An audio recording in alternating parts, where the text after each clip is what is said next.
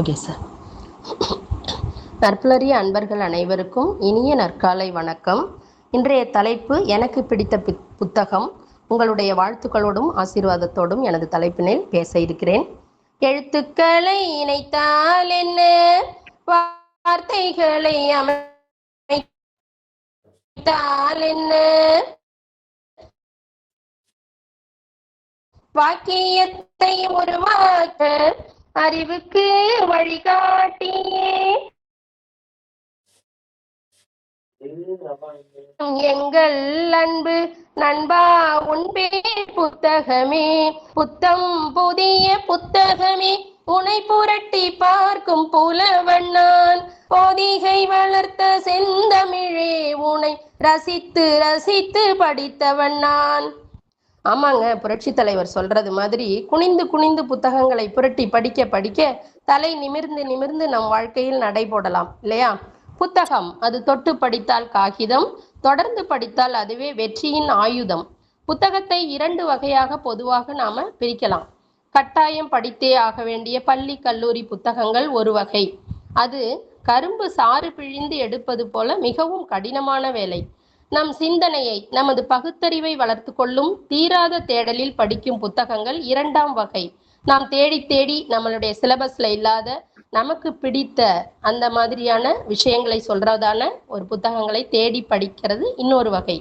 அவை பூவில் தேன் எடுப்பது போல சுவாரஸ்யமானது. பள்ளி கல்லூரிகளில் படிக்கும் போது நமக்கு பிடிக்குதோ இல்லையோ, நம்ம சில கட்டாயத்தின் பேரில், சமுதாய சூழல் கட்டாயம், பெற்றோரின் கட்டாயம், நமது குடும்ப வாழ்வின் கட்டாயம், இந்த மாதிரி கட்டாயத்தின் பேரில் படித்து தேர்வு, மதிப்பெண் போன்ற படிக்கட்டுகளை கடக்க அந்த படிப்பு உதவுகிறது.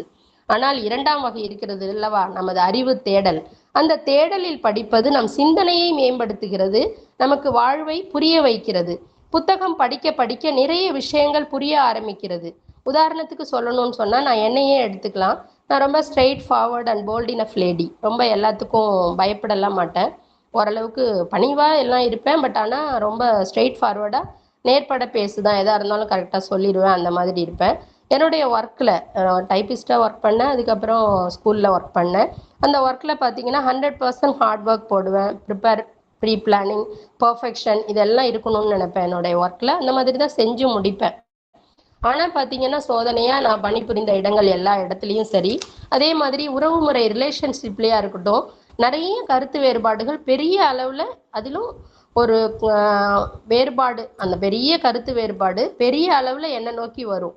அதிலும் ஒரு காரியத்தை அப்போ தான் நான் நல்லா முடிச்சிருப்பேன். எனக்கே ரொம்ப சாட்டிஸ்ஃபேக்ஷனாக இருக்கும், நல்லா பண்ணியிருப்பேன். அது பணிபுரிந்த இடத்துல இருக்கட்டும், வீட்டிலையா இருக்கட்டும், அந்த ரொம்ப கச்சிதமாக முடிச்சிருப்பேன். அப்போ தான் பார்த்தீங்கன்னா அதுக்கு நிறைய நெகட்டிவ் கமெண்ட்ஸ் வரும். அப்போ எனக்கு ஒன்றுமே புரியாது, ஏன் இப்படி இருக்குது, நமக்கு நம்ம தான் சரியாக செய்யலையா? ஆனால் என் மனசுக்கு அந்த காரியத்தை ரொம்ப கரெக்டாக செஞ்ச மாதிரி இருக்கும். அதுக்கு நிறைய நெகட்டிவ் கமெண்ட் வரும்போது ரொம்ப நான் அதுக்கு கொஞ்சம் மனசளவில் வருத்தப்படுவேன். ஏன் இதை இன்னும் கொஞ்சம் நல்லா செஞ்சுருக்கலாமா, ஏன் எல்லாரும் சொல்கிறாங்க அப்படின்லாம் நினைப்பேன். பட் 1979, 81 காலேஜ் படிக்கும்போது பெரியாரோட புத்தகங்களுக்கு நான் அடிமை. எனக்கு என்னுடைய ஃப்ரெண்டு ஒருத்தவங்க தான் கொடுத்தாங்க, புக்கெல்லாம் படிங்க அப்படின்னு சொல்லி. நம்ம ஸ்கூலிங்லேருந்தே பார்த்தீங்கன்னா நான் புக் ரீடிங் ரொம்ப பிடிக்கும், எனக்கு படிச்சுட்டு இருப்பேன். அதில் காலேஜ் படிக்கும்போது என்னோட ஃப்ரெண்டு சாந்தி சுப்ரவேலு ஃப்ரம் சீர்காழி, அவங்க என்ன பண்ணாங்க, நிறைய புக்கு கொடுத்து என்னை படிக்க சொன்னாங்க. பகுத்தறிவு, பெண் விடுதலை, கடவுள் நம்பிக்கையில் தேவையில்லாத மூட பழக்க வழக்கங்கள், இவை போன்று எக்கச்சக்க கருத்து குவியல் பெரியார் புத்தகங்கள்ல பார்த்து நான் ரொம்ப ஆச்சரியப்பட்டிருக்கேன். ஏன்னா மற்ற புத்தகங்கள்லாம் வேற வேற கருத்தை சொல்லும் போது பெண்ணுக்கு தேவையானது, இந்த சமூகத்துக்கு தேவையானது, அதுவும் பெரியார் கையில சுயமரியாதையை தான் அதிகமா எடுத்திருப்பாரு. எனக்கு கொஞ்சம் சுயமரியாதை ரொம்ப பிடிக்கும், அப்படி இருக்கணும்னு ஆசைப்படுவேன். இதெல்லாம் பார்த்து அந்த புத்தகத்துல ரொம்ப வியப்பா இருக்கும், எனக்கு இப்படிலாம் இருக்கேன்னு நிறைய புக்ஸ் படிச்சுட்டேன். அப்புறம் காலேஜ் முடித்தோம். அதுக்கப்புறம் தான் டைப்பிஸ்ட்டாக ஒர்க் பண்ணேன். அதுக்கப்புறம் மனம் புரிந்து பள்ளியில் ஆசிரியை, குடும்பத்தில் குடும்பத் தலைவி, இப்படி 2 ரெட்டை குதிரை பயணத்தின் போது ஒரு புக்கு படித்தேன். என்ன புக்கு அப்படின்னு சொன்னால், பெரியாரின் எனக்கு மட்டும் ஏன் இத்தனை எதிரிகள் அப்படின்னு சொல்லி புத்தகத்தை படித்தேன். அந்த புத்தகத்தை படித்ததுக்கு அப்புறம் தான் என் மனசில் இருந்த அனைத்து சந்தேக திரைகளும், வள்ளலார் சொல்கிற மாதிரி ஒரு திரையும் விலகி, வாழ்க்கையில் ஒரு பெரிய, நாம் கையில் எடுக்க வேண்டிய ஒரு முக்கியமான ஆயுதம் பற்றிய சரியான சிந்தனை எனக்கு கிடைத்தது. அந்த புக்கை படித்ததுக்கு அப்புறம் தான் புரிஞ்சுது, எப்போது நாம் நேர்மை, நியாயம், நீதி, தர்மம், பாகுபாடு பார்க்காமல் எல்லோரையும் ஒன்றாக நடத்துதல் போன்ற விஷயங்களை வாழ்வில் கடைபிடிக்கிறோமோ அப்போது 100 கணக்கில் கண்ணுக்கு தெரியாத எதிரிகள் நம் முன்னே அணிவகுத்து நிற்பார்கள். அப்போதான் எனக்கு புரிஞ்சுது ஏன் எல்லாரும் நெகட்டிவ் கமெண்ட்ஸ் கொடுக்குறாங்க அப்படிங்கிறது. அப்போதான் எனக்கு புரிஞ்சுது. ஆனா பெரியார் என்ன சொல்லியிருப்பாருன்னா, அதையெல்லாம் சிறிது கூட மதிப்பு கொடுக்காமல், மனம் வாடாமல் நேர்பட நினை, நேர்பட பேசு, நேர்பட செயல்படு என அந்த புத்தகம் ஒரு தெளிவை கொடுத்தது. என்னுள்ளும் பெரிய மாற்றம் நிகழ்ந்தது. நான் புதிதாய் பிறந்தேன் அப்படின்னு கூட சொல்லலாம். அதுக்கு முன்னாடி என்ன செய்வேன், ஒரு காரியத்தை ரொம்ப கரெக்டா செய்வேன். அதுல நான் ரொம்பவே பெருமையா சொல்லிப்பேன். எல்லாரும் செய்யறதை விட ஒரு படி மேல செய்வேன், எந்த காரியமா இருந்தாலும். ஆனா எப்படி குழப்பிப்பேன்னா, இந்த காரியத்தை செய்யலாமா, இதை செஞ்சா ஊர் உலகம் என்ன சொல்லும், உறவுகள் என்ன சொல்லும், நம்மளை சுத்தி இருக்கவங்க என்ன சொல்லுவாங்க அப்படின்லாம் குழம்புவேன் அந்த காரியத்தை செஞ்சு முடிச்சுட்டு. ஆனா அப்படி குழம்புறதெல்லாம் சுத்தமா விட்டுட்டு நான் செயல்பட ஆரம்பிச்சது பெரியாரோட புக்கை படிச்சதுக்கு அப்புறம் தான்.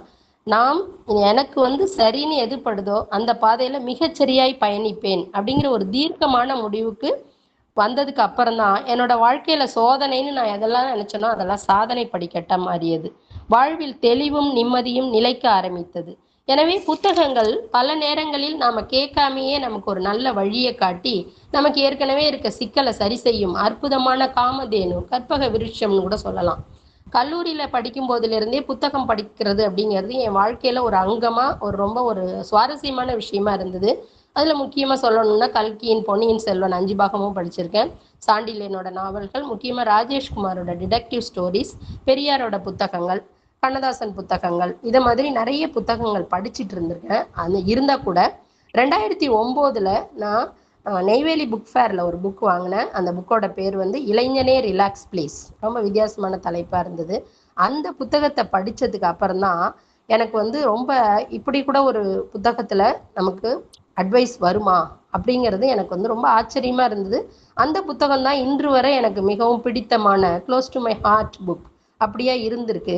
அதோட ஆசிரியர் சுவாமி சுகபோதானந்தா, எழுத்தாக்கம் கமல் கிருஷ்ணா. விகடன் பிரசுரத்துல அப்ப நல்லதெல்லாம் தொடர்ந்து வரும். அந்த மாதிரி வந்ததெல்லாம் தொகுத்து தான் அந்த புக்கு. விகடன் பிரசுரத்துல வந்த புக்கு. அப்ப கேட்கணுமா நம்ம, இல்லையா? அந்த புத்தகம் எப்படி எனக்கு பிடித்த புத்தகமாக என் மனதை அலங்கரித்தது பார்க்கலாமா?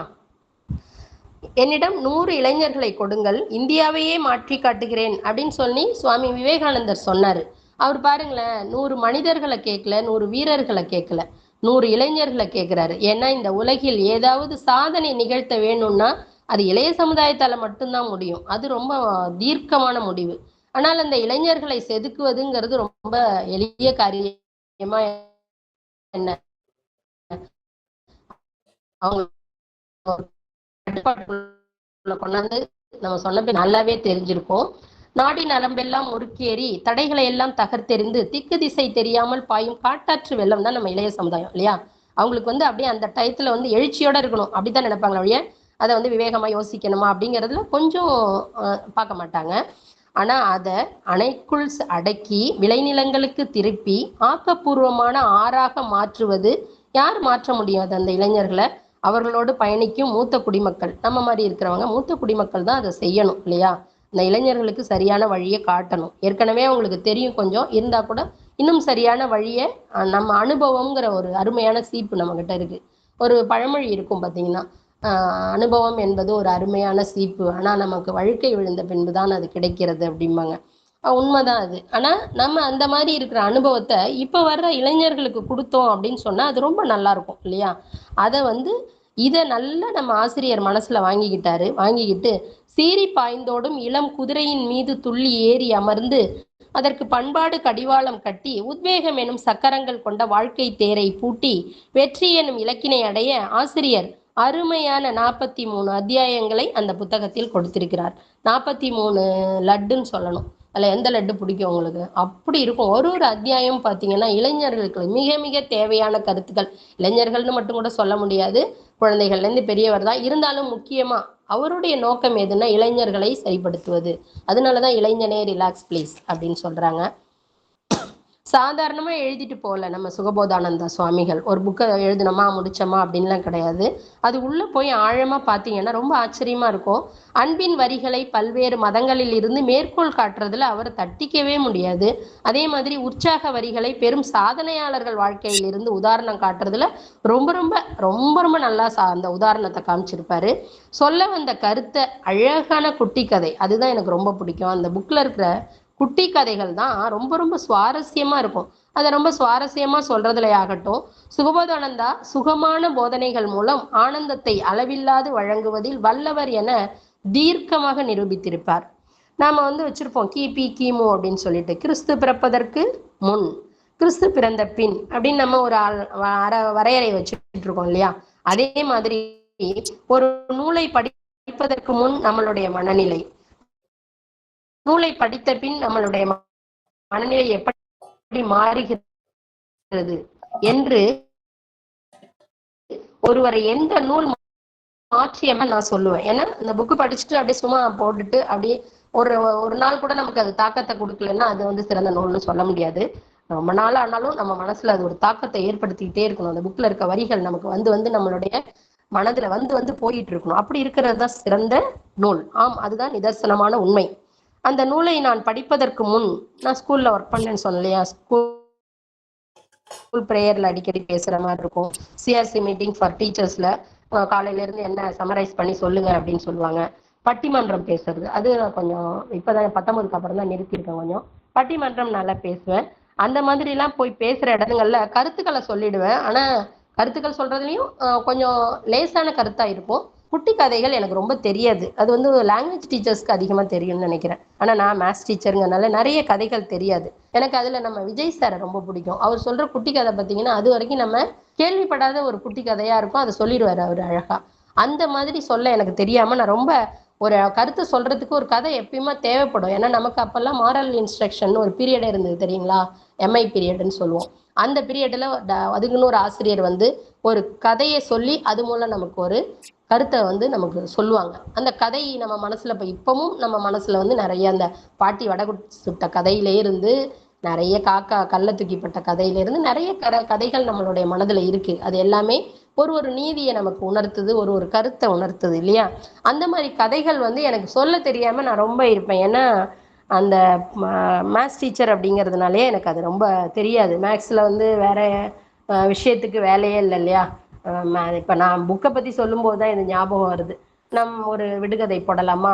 ஒரு புக் இருக்கு, ஃபுல் ஆஃப் ப்ராப்ளம்ஸ். என்ன புக்கு அப்படின்னு கேட்டால் மேக்ஸ் புக்கு தான். ஃபுல்லாக ப்ராப்ளம் சால்விங் கெப்பாசிட்டி அதுதான் முக்கியமாக வேணும்.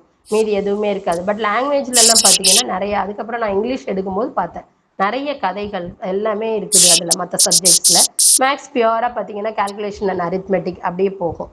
அதனால எனக்கு அந்த புத்தகத்தை படிக்கிறதுக்கு முன்னாடி கொஞ்சம் அதில் பேசுவேன், நல்லா தான் பேசுவேன். இருந்தால் கூட மிக சிறந்த மாதிரி பேசுறது அப்படிங்கிறது அந்த புத்தகத்தை படிச்சதுக்கு அப்புறமா எனக்கு மேடை பேச்சு ரொம்ப எளிமையா கையாள முடிஞ்சுது. கதை வேணுமா அவர் கொடுத்துருவாரு. முக்கியமா மாணவர்களுக்கு தேவையான கருத்துக்கள் வேணுமா மழைய பொழிஞ்சிருப்பாரு. நம்ம ஒண்ணுமே செய்ய வேண்டாம், அதை ஒரு தடவை ரீட் பண்ணிட்டு போயிட்டோம்னா அழகா பேசுவோம். அந்த மாதிரி நம்ம ஆசிரியர் கொடுத்துருப்பாரு. நான் ஸ்கூல்ல இருக்கும் போதெல்லாம் பார்த்தீங்கன்னா திடீர்னு விசிட்லாம் வரும். விஐபிஸ் வருவாங்க, சிஓ டிஓ கலெக்டர் அந்த மாதிரிலாம் வந்தா ப்ரேயர் என்னோடதாக தான் இருக்கும். பெரும்பாலும் கரெக்டாக நான் முடிச்சிடுவேன். கொஞ்சம் அந்த ப்ரேயருக்கெல்லாம் நான் ரொம்ப கான்ஃபிடென்ட்டாக போய் பேசுனதுக்கு இந்த ஆசிரியர் தாங்க காரணம். அவருக்கு தான் நன்றிகள் கோடி. இப்போ அந்த புத்தகத்துல என்ன கவர்ந்த விஷயம் என்ன அப்படின்னு நான் சொல்லட்டுமா? முதல் அத்தியாயமே பார்த்தீங்கன்னா பராசக்தி சிவாஜி போல அடிச்சு ஆளை தூக்கி இருப்பாரு. முத்தான முதல் அத்தியாயத்தில் என்ன நடக்கும் அப்படின்னா, ஒரு பெரியவர் நம்ம ஆசிரியர்கிட்ட இந்த இளைய தலைமுறையினர் கலாச்சாரத்தை பின்பற்ற தெரியவே இல்லை, பெரியவர்களை மதிக்கவே தெரியல, பொறுமையா எந்த விஷயத்திலையும் இருக்கவே தெரியல, மேலை நாட்டு நாகரிக பழக்க வழக்கங்களை மேற்கொண்டு அவங்களும் பாழா போயிட்டு இருக்காங்க, நம்மளையும் போட்டு புலம்ப வச்சு பாழாக்குறாங்க, ரொம்ப ஸ்ட்ரெஸ்ஸை ஏற்றி விடுறாங்க அப்படின்னு சொல்லி புலம்புவார். இது சகஜம்தான். நம்ம நம்ம பார்க்குறோம். வீடுகள் ஆகட்டும், கல்விக்கூடங்கள், சமுதாய கட்டமைப்புகள் இதிலெல்லாம் பார்த்தீங்கன்னா இன்றைக்கு இளைஞர்களை நோக்கி வர்ற நிறைய அம்பு இதை மாதிரி தான் இருக்கும். இதில் இவங்க சரியில்லை, அதில் இளைய சமுதாயம் சரியில்லை அப்படின்னு சொல்லிட்டு சொல்கிறாங்க இல்லையா? அதுபோல் இளைய தலைமுறை நம்ம முன்னாள் தலைமுறையை வந்து என்ன சொல்றாங்க, எங்களுக்கு எங்களோட எண்ணங்களுக்கு எங்களோட ப்ரீவியஸ் ஜென்ரேஷன் மதிப்பே கொடுக்கறது இல்ல. அவர்கள் எண்ணங்களை எங்க மேல திணிக்கிறாங்க. அவங்க டாக்டர் ஆக முடியலன்னா எங்களை டாக்டர் ஆக்கணும்னு நினைக்கிறாங்க. அந்த பக்கத்துல இருக்க ஆன்ட்டி என்ன சொன்னாங்களோ அது மாதிரிதான் நீ படிக்கணும், அது மாதிரிதான் நீ வேலைக்கு போகணும், என்னோட பெரியப்பாவோட சித்தப்பா பையன் இதை படிச்சு வேலைக்கு போனான், அது மாதிரிதான் நீ போகணும் அப்படிங்கிற மாதிரி நிறைய கருத்துக்களை எங்க மேல திணிக்கிறாங்க அப்படிங்கிற குற்றச்சாட்டை வந்து இளைஞர்கள் வைக்கிறாங்க. இப்போ பெரியவங்க நம்ம 30 வருஷம் ஆனாலே ஒரு ஜென்ரேஷன் கேப் வந்துருங்க. அந்த 30 வருஷத்துக்கு முன்னாடி இருக்கிறவங்க இப்போ இருக்கிறவங்கள நிறைய குற்றச்சாட்டு சொல்றாங்க. இப்போ இருக்கவங்க என்னடா அவங்க நம்மளை புரிஞ்சுக்கவே மாட்டேங்கிறாங்க, நம்மள்ட்ட வந்து நம்ம அவங்க நினைக்கிறதையே நினைக்கிறாங்க. இப்போ எல்லாம் மாறுது இல்லையா, காலம்லாம் மாறுது. இந்த மாற்றத்துக்கு ஏற்ற மாதிரி அந்த பெரியவர்கள் ஏன் இறங்கி வர மாட்டேங்கிறாங்க, புரிஞ்சுக்க மாட்டேங்கிறாங்கன்னு இளைஞர்கள் அப்படியே சொல்லிட்டு இருக்காங்க. இப்போ நமக்கு தாங்க கூடுதல் பொறுப்பு, மூத்த தலைமுறைக்கு தான் கூடுதல் பொறுப்பு. நம்ம மேல இளைஞர்கள் வச்சிருக்கிற எண்ணங்களையும் கொஞ்சம் மாத்தணும், நாமளும் கொஞ்சம் கூட மாறிக்கணும். அதையும் நான் சொல்றேன், அக்செப்ட் பண்ணிக்கணும். நம்ம மாற்றங்கள் எப்போதுமே மாற்றம் ஒன்றே மாறாதது இல்லையா. அப்போ நம்ம வர்ற மாற்றங்கள் நம்ம அடுத்த சமுதாயத்துக்கு அடுத்த ஜென்ரேஷன்ல வர்ற மாற்றங்களையும் நம்ம ஏத்துக்கணும் அப்படிங்கிற மாதிரி நம்ம நடந்துக்கணும். இளைஞர்கள் வந்து அந்த கதையில வர்ற பெரியவர் சொல்ற மாதிரி வரம்பு மீறிய கொண்டாட்டங்களில் ஈடுபட்டாலும் இளைய சமுதாயத்தை பார்த்தீங்கன்னா அணுகுண்டு போல ஏகப்பட்ட சக்திகளை உள்ளடக்கி இருப்பவர்கள். புத்திசாலிகள் கடந்த சில வருடங்களில் அமெரிக்கா போன்ற நாடுகளின் கவனத்தை ஈர்த்து நம் பக்கம் திரும்பி பார்க்க வைத்திருப்பவர்கள். கடந்த கால கசப்பான நினைவுகளை உள்ளத்தில் தேக்கி வைத்து குழம்பி போகாமல் எதிர்காலத்தை பற்றிய பயமில்லாத குறிக்கோளோடு சாதனையும் சந்தோஷமாக வாழ்ந்து கொண்டிருப்பவர்கள். சற்று அதிகப்படியான ஆர்ப்பாட்டத்துடனும் கேளிக்கை கொண்டாட்டத்தில் ஒழுங்குமுறைகளை கடைபிடிக்காமல் இருந்தாலும் அப்படித்தானங்க இருப்போம். அந்த வயசுல நாமளுமே அதை தாண்டி வந்திருக்கோம். அந்த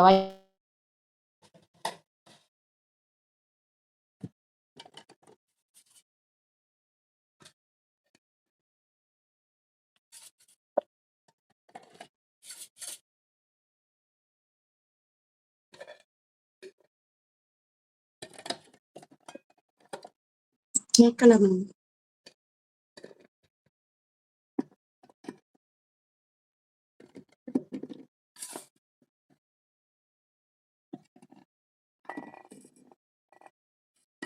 உண்மைது மேடம், உங்களுக்கு அந்த மைக்கே காமிக்கல.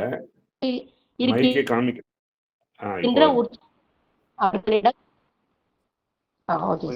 அவர்களிடம் நாம் அதிசயித்து அண்ணா என்னங்க சார் கொஞ்சம் பிரேக் ஆகி வருது. நெட்வொர்க் நல்லா இருக்கிற இடம் வந்துரு. இங்கதான் போன தடவை உட்கார்ந்துருந்தேன், உள்ள போய் பார்க்கட்டுங்களா? இல்லைன்னா இப்ப வருது. நடுப்புற தடை இருந்ததுன்னா பண்ணிக்கோங்க. ஓகேங்க சார். Shall I continue? பண்ணிக்கோங்க மேடம்.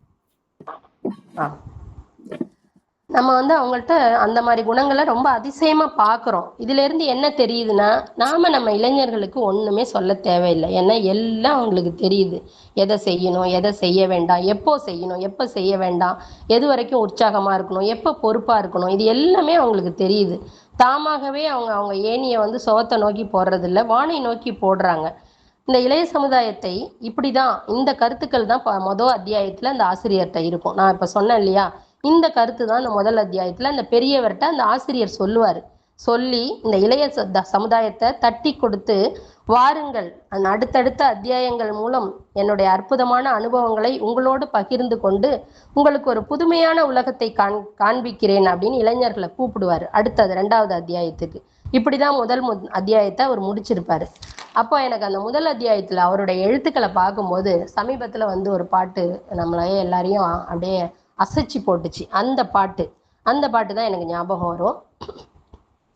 இன்னும் என்ன தோழா எத்தனையோ நாளா நம்மை இங்கு நாமும் தொலைத்தோமே, நம்ப முடியாதா நம்மால் முடியாதா, நாளை வெல்லும் நாளை செய்வோமே, யாரும் இல்லை தடை போட உன்னை மெல்ல எடை போட, நம்பிக்கையில் நடை போட சம்மதமே, என்ன இல்லை உன்னோடு ஏக்கம் என்ன கண்ணோடு, வெற்றி என்றும் வழியோடு பிறந்திடுமே, வந்தால் அலையாய் வருவோம், வீழ்ந்தால் விதையாய் விழுவோம், மீண்டும் மீண்டும் எழுவோம் நாம் எழுவோம், இன்னும் இன்னும் இருக உள்ளே உயிரும் உருக, இளமை படையே வருக வந்து எழுக.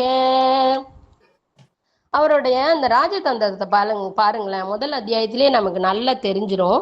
இளைய சமுதாயத்துக்கு எப்போதுமே நம்ம எல்லாருக்குமே நல்லா தெரியும். பொதுவாகவே எல்லாருக்குமே அட்வைஸ்ன்னு சொன்னோம்னா பிடிக்காது. அதுவும் இளைய தலைமுறையினருக்கு இப்படி செய்ப்பான்னா அதுக்கு ஆப்போசிட்டாக தான் செய்யணும்னு அவங்களுக்கு தோணும். ஏன்னா அட்வைஸ் அவங்களுக்கு ரொம்ப பிடிக்காது.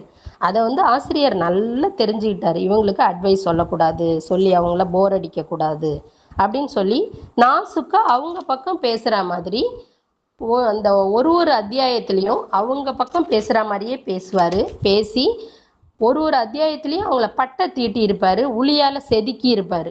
எந்த ஒரு இளைஞனை எடுத்துக்கிட்டோம்னாலும் இந்த புத்தகத்தை படித்து முடிச்சுட்டான், எல்லாருமே படிக்கணுங்கிறது தான் என்னுடைய கருத்து. இருந்தால் கூட ஒரு இளைஞன் இந்த புத்தகத்தை படித்து முடிச்சுட்டான் அப்படின்னு சொன்னால் அவன் வாழ்வில் ஒரு பெரிய வெற்றியாளனா சாதனையாளனா வருவான் அப்படிங்கிறதுல எல்லளவு கூட சந்தேகமே கிடையாது.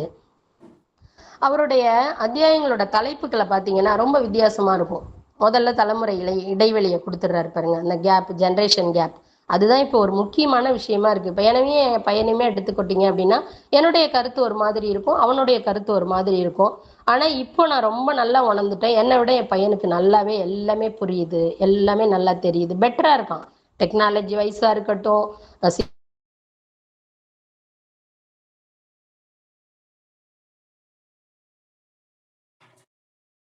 சிந்தனைகள், திங்கிங் பெட்டரா இருப்போமா அப்படி இருக்கிறதுனால சில விஷயங்கள் புரிய மாட்டேங்குது. பட் தலைமுறை இடைவெளி. அடுத்து வாழ்க்கையின் அர்த்தம். இந்த வாழ்க்கையோட அர்த்தம் என்னங்கிறத நம்ம புரிஞ்சுக்கிட்டோம்னாலே பாதி பிரச்சனை குறைஞ்சிரும்னு நினைக்கிறேன். பயமே போப்போம். அந்த அத்தியாயம் படிச்சு பார்த்தீங்கன்னா நமக்கே ஒரு தன்னம்பிக்கை, துணிச்சல் எல்லாமே வரும். ஏன்னா நிறைய பேருக்கு நிறைய திறமைகள் இருக்கும். ஆனா அந்த பயம் இருக்கிறதுனாலே இப்போ என் பையனே கேம்பஸ்ல செலக்ட் ஆனப்ப சொல்லுவான், 96% வச்சிருக்கவன் மைக்கை வாங்கினா கை நடுக்குதுமா அப்படிமா. பட் இவன் கிளாசிக்கல் டான்ஸில் அரங்கேற்றம் முடிச்சிருந்ததுனால ஸ்டேஜ் ஃபியர் கிடையாது. பர்சன்டேஜ் இன்னும் கொஞ்சம் கம்மியாக இருந்ததுன்னா கூட கேம்பஸில் செலக்ட் ஆகிட்டான். அந்த பயம் அவர் ஒரு அத்தியாயம் மூலம் அப்படியே இளைஞனுக்கு என்ன வேணுமோ அப்படியே ஜூஸாக கொடுத்துருப்பாரு. பார்த்தீங்கன்னா தடைக்கற்களை படிக்கற்களாக்கி, நிறைய நம்ம வாழ்க்கையில் தடைகள் தான் வருது. அந்த தடையே நம்ம பாசிட்டிவாக மாற்றிக்கணும். எப்படியா இப்போ நம்ம இங்கிலீஷ் பேசுறது நமக்கு ஒரு பெரிய பிரச்சனையாக இருக்கும். ஆனால் ரொம்ப ஈஸி, ஸ்போக்கன் இங்கிலீஷ் ரொம்ப ஈஸி. நம்ம ஒரு 2 வாரம் கான்சென்ட்ரேட் பண்ணோம்னா இங்கிலீஷ் நல்லாவே பேசிடலாம். ஏன்னா அது ஒரு குளோபல் லாங்குவேஜ். நம்ம தமிழ்நாட்டில் இருக்க வரைக்கும் தான் தமிழ் பேசலாம். அதுக்கப்புறம் abroad or foreign country, north India போகணும்னா நமக்கு இங்கிலீஷ் கொஞ்சம் எல்லாருக்குமே அவங்கவுங்களோட மதர் டங்கை தவிர தெரிஞ்சிருக்கிற இன்னொரு மொழி இங்கிலீஷ். அதனால இங்கிலீஷ் கண்டிப்பாக எல்லாருக்கும் தெரிஞ்சிருந்தா ரொம்ப டிராவல் ஈஸியாக இருக்கும். அது வேலையாக போகிறதா இருக்கட்டும், சுற்றி பார்க்க போகிறதா இருக்கட்டும், எப்படி இருந்தால் கூட இங்கிலீஷ் ஒரு மஸ்டாக இருக்கும் இல்லையா? ஏன் எனக்கு தான் தாய்மொழி தெரியுது அப்படின்னா தாய்மொழி பத்தாது. நமக்கு வெளியில போகணும் அப்படின்னு சொன்னா தாய்மொழி பத்தாது. அதே மாதிரி இப்ப நமக்கே எல்லாமே தெரியுது. நம்மளோட இப்ப டெக்னாலஜி ஃபுல்லா இங்கிலீஷ்ல தான் இருக்கு. செல் எடுத்துக்கிட்டீங்கனாலும் சரி, பர்சனல் கம்ப்யூட்டர், பிசி எடுத்துக்கிட்டீங்க, எல்லாத்துலேயுமே இங்கிலீஷ் தான் கம்ஃபர்டான ஒரு லாங்குவேஜாக இருக்குது.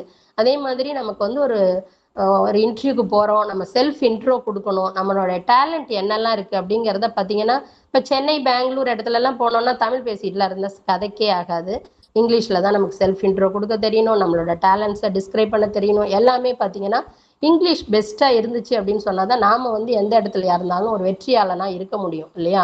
அதனால இங்கிலீஷ் வேணும். இப்போ இங்கிலீஷ் பேசாதவங்களுக்கு ஒரு இன்டர்வியூக்குள்ளே போனாங்கன்னா லைட்டாக பயமாக இருக்கும். ஏதாவது ஆன்சர் கொஸ்டின்ஸ் இங்கிலீஷில் கேட்டுட்டா நம்ம என்ன பண்ணுவோம் அப்படிங்கிற பயம் இருக்கும் இல்லையா? அதுக்கு அதெல்லாம் தான் நம்மளோட தடைக்கற்கள். நல்லா இங்கிலீஷை கற்றுக்கிட்டோம்னா இங்கிலீஷ் பேசணும்னாலே எதிர்த்தாப்புல இருக்கவங்களுக்கு கூட சில சமயம் இங்கிலீஷ் பேச தெரியாது. நம்மளை இன்டர்வியூ பண்ணுறவங்களுக்கு அவங்க அப்படியே நமக்கு அப்புறம் மதிப்பு கொடுக்க ஆரம்பிச்சிருவாங்க. வெற்றி நம் பக்கம். ஏற்றினால் சுமை, இறக்கினால் மேடை. நம்ம ஒரு சுமையா இருக்கிறத ஒரு மேடையில் நம்மளோட திறமையை காமிச்சோன்னா அது வேற மாதிரி. மாயக்கணக்கு இது ரொம்ப முக்கியங்க. நான் முன்னாடி கூட ஒரு இதில் சொல்லியிருக்கேன்ல, நமக்கு வாழ்க்கை கணக்கு நல்லா தெரியணும். எதை கூட்டணும், எதை கழிக்கணும், எதை பெருக்கணும், எதை வகுக்கணும், அதெல்லாம் ரொம்ப அழகாக சொல்லியிருப்பாரு மாயக்கணக்கில். வெற்றிக்கு உறுதுணை. வெற்றி வரணும் அப்படின்னா what are the secrets of success ரொம்ப அழகாக சொல்லியிருப்பாங்க. அதில் உன்னை அறிந்தால் அது ரொம்பவே முக்கியம். முதல்ல நம்ம என்ன பண்ணணும், நமக்கு என்ன தெரியும், நமக்கு என்ன திறமை இருக்குது, நம்மகிட்ட என்ன பாசிட்டிவ், என்ன நெகட்டிவ், ஃபுல்லாக நம்மளை செல்ஃப் அனலைசேஷன் பண்ணிட்டோம்னாலே நம்ம பெரிய வெற்றியாளர் தான். அந்த செல்ஃப் அனலைசேஷனுக்கு அப்புறம் நம்ம எடுத்து வைக்கிற ஒரு அடியும் பார்த்தீங்கன்னா வெற்றியை நோக்கி தான் இருக்கும் இல்லையா? காத்திருக்கும் அரியாசனம் இது நிறைய பேருக்கு புரிய மாட்டேங்குது. எனக்கு ஏன் இப்போவே கிடைக்க மாட்டேங்குது, இப்போவே எனக்கு வாய்ப்பு கிடைக்க மாட்டேங்குது. அரியாசனை காத்துட்டு இருக்கோம், நாம தான் அதை நோக்கி போகணும். அதே மாதிரி உணர்ச்சி பூர்வமான புத்திசாலித்தனம், இதுதான் எனக்கு ரொம்ப பிடிக்கும். இந்த தலைப்பு பார்த்தீங்கன்னா, நம்ம வந்து ரொம்ப புத்திசாலித்தனமா இருப்போம், ஆனா உணர்ச்சி மயத்துல எமோஷனல்ல இருக்கும்போது நம்மளோட புத்திசாலித்தனம் அடிபட்டு போயிடும் இல்லைங்களா? எல்லாருக்கும் உள்ளது அதுதான். சாதாரண நேரத்துல நல்ல புத்திசாலித்தனமா டெசிஷன் மேக்கிங் பவர் எக்கச்சக்கமா இருக்கும். நான் எமோஷன் வரும்போது எல்லாத்தையும் விட்டுட்டு நம்ம என்ன பண்ணிடுவோம், ரொம்ப நம்ம சிந்திக்க முடியாத ஒரு இடத்துக்கு போயிடுவோம். அதே மாதிரி இறைநிலை, இறைநிலை கண்டிப்பா புரியணும். மகரிஷி ஐயா கொடுத்துருப்பாங்க, இறைநிலைன்னா என்ன அப்படின்னா, நீதான் உனக்கு இறைவன், கடந்து உள்ளே செல், கடவுளை பார்க்கலாம் அப்படின்னு தான் நம்ம மகரிஷி ஐயா சொல்லுவாங்க. அது மாதிரி இத்தனை முத்துக்களையும் அவர் கோத்து ஒரு மாரி முத்து மாலையை நமக்கு கொடுத்துருப்பாரு. அந்த முத்து மாலையை பார்க்கும்போது எனக்கு கீழே இருக்கிற பாட்டு தான் ஞாபகம் வரும். இங்கேயும் ஒரு முத்து வருது, நாமுத்துக்குமார் எழுதின பாடல். Hands of Na Muthukumar.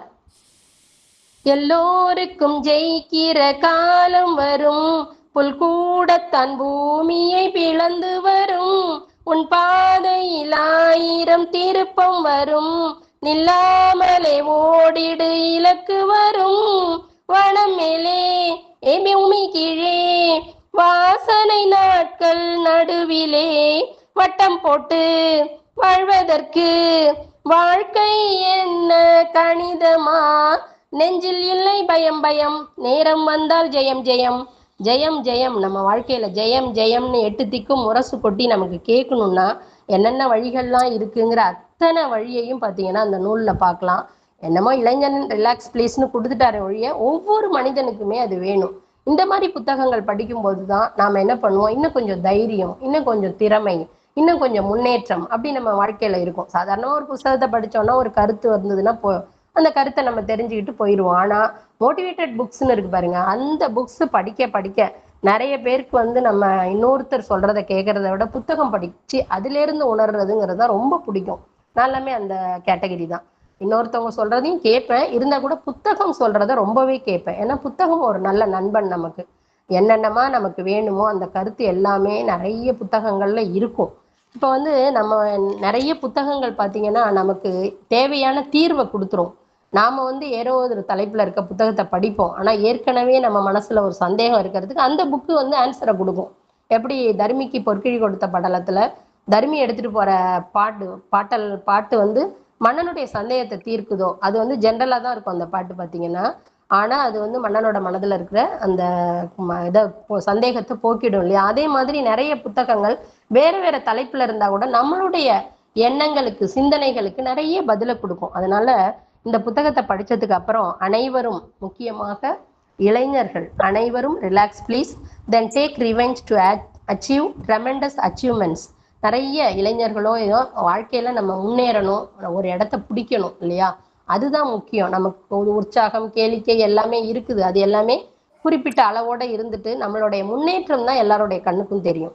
நம்ம வாழ்க்கையில எப்படி இருக்கும், அவன் பரவாயில்லடா நல்லா படிச்சான், நல்லா வேலைக்கு போனான், நல்லா கல்யாணம் பண்ணிட்டு நல்லா இருக்கான்.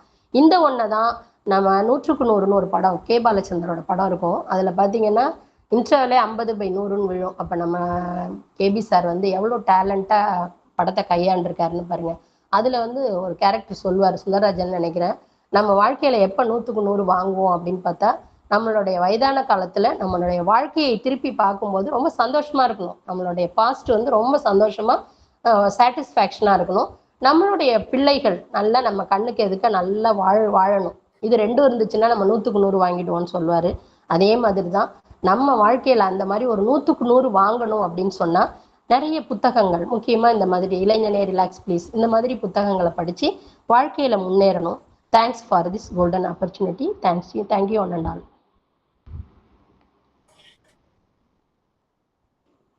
Thank you Kovind madam. உங்களுடைய இளமையான குரலால்